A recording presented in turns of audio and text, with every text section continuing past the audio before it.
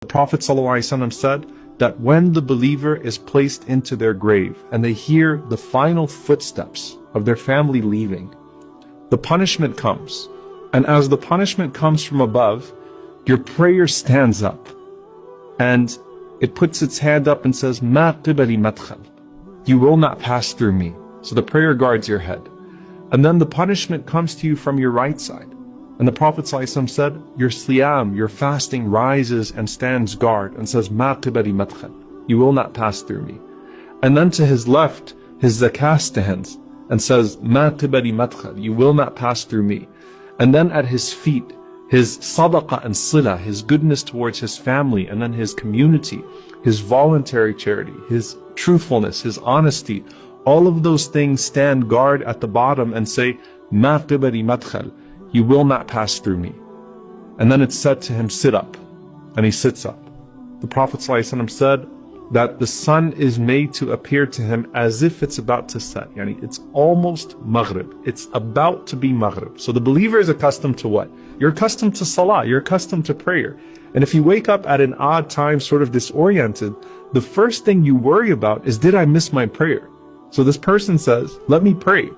And the angel will say, "You'll get to that, but first you have to answer our questions. Man Rabbuk?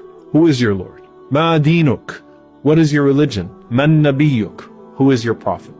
Now the only way you're going to be able to answer who your Lord is if you used to worship him.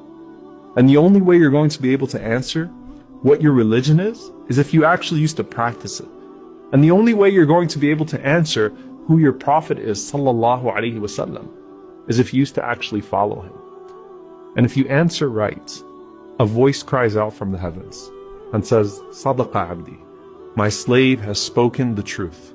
And subhanAllah, in one hadith, the Prophet ﷺ said that those two angels that were first frightening, they say to you after you answer the questions correctly, "Kunna na'lamu annaka taqulu hada." You know, we knew you were going to say that. We knew you were going to answer these questions right. And Allah subhanahu wa ta'ala then calls out, supply him with the furnishings from Jannah. Clothe him from the clothes of paradise. Open for him a gate to paradise so that some of its fragrance comes to him in his grave.